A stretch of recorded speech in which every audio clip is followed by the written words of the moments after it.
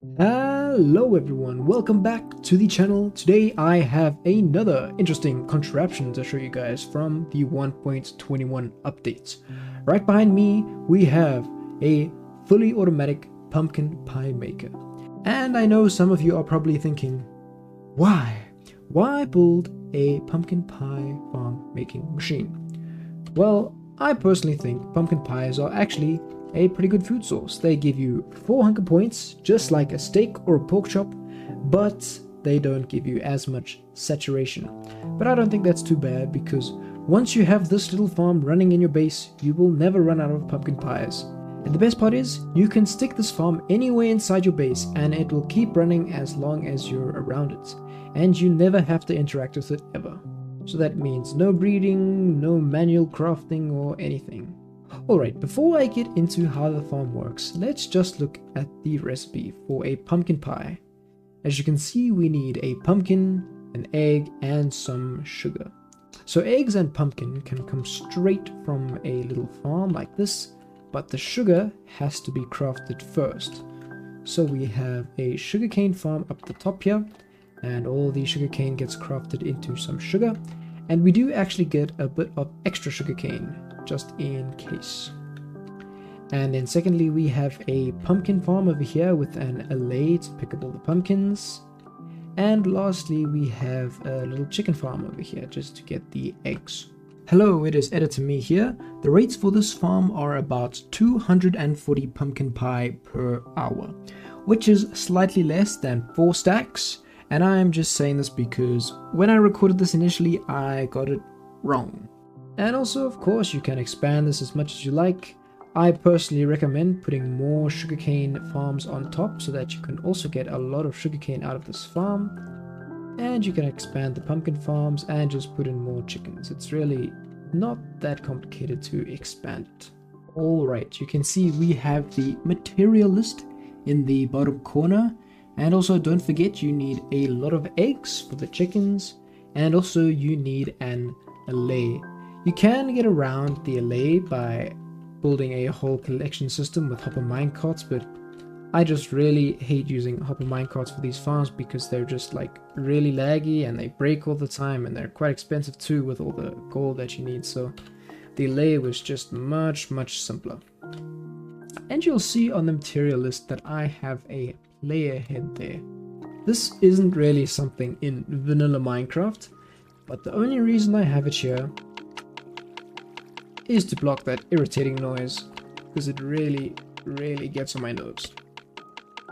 So if you have the player head mod on a server, you can just kill a player and stick their head on top of the note block and the noise stops. Sadly, there is literally no other block in the entire game which does this. I've tried zombie heads, skeleton heads, carpets, string, you name it, and none of them work. Sometimes a block will block off the noise, but that means the allay doesn't pick it up. So let me show you what happens. Let's say I block it off with glass. If I go in here, you will see there is no little blue particles going to the allay. But if I replace it with a head, you can see the little particles that are going to the allay. This is really weird. This has definitely got to be some bug in Minecraft, but I'm going to use it because why not? Alright, so let's talk about each farm specifically. Right here we have the sugarcane farm. This is a design I think made by Tangotech from the Hermitcraft server a while back. And I think it is a really nice and elegant design. We just have, pistons to kill each sugarcane. And we have observers at the back here that detect the growth stages of the sugarcane. A lot of people might not know this, but an observer actually can pick up the sugarcane growing. But I don't think this works on Bedrock. I'm not sure, it could, it couldn't, but I would be careful. And then we have a little trick at the top here. We have waterlogged slabs right above. Alright, so it is a bit of a mission to build these layers. So the way I would do it is first place this stair over here, then flood this whole bit with water. Then I would get the slabs, put them right across like this. Then I would place in the sugarcane, And then after that, you put in the water like this, and all should be good. This also has to be 8 blocks long, very specifically 8 blocks for the water. And there is just a little bit of redstone out the back. And also don't forget the torches, because you don't want creepers and all of those nasty things spawning in this farm. Alright, and that all just flows into the crafter over here, and we can detect when something goes into the hopper and we activate it. Then down the bottom here we have our pumpkin farm. It was literally the most standard pumpkin farm in the game. It's just pistons and observers. And the LA picks it up and chucks it right against that note block, falling into the hopper underneath it. And the way we pick up the excess sugarcane is by detecting when this hopper with the sugar gets a bit too full. And then it will unlock this hopper over here, and the sugarcane will be sucked into it, into this dropper, and will fall down here.